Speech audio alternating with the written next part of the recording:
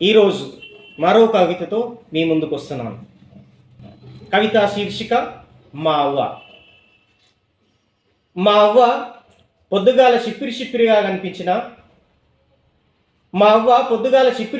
కనిపించిన నిత్యం భూమిని ముద్దాడే చీపురుతో ఆకిల్ని ఐరన్ కొట్టిన అంగిలా సాఫ్ చేస్తుంది.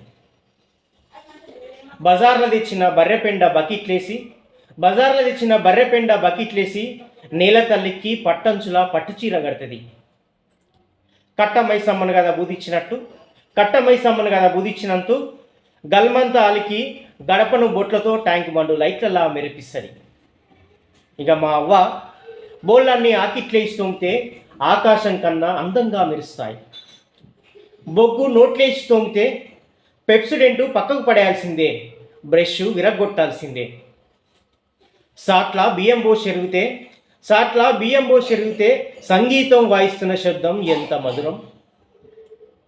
అంబటాల దాకా వంటే అరిష్టమని మంచాల వన్న మమ్ముల మాటికి లేపుతుంది. ఇక మా అవ్వ ఏయిలి వారంగా పోయిన నాన్న ఆళ్లకు రాకుంటే తక్కిచ్చి అడుగుతుంది, తల్లాడుతుంది. ఇంకా మా అవ్వ పనికాడ తలకాయకు తువాల కట్టి పారబట్టి పనిచేస్తే పడుసు మొగోడు కూడా పనికిరాడు. పార పగులు కొడవలి చేతబట్టిందే అయినా పెన్ను పట్టినోళ్ళ కంటే లగంచి మాట్లాడుతుంది. దబ్బున నాకు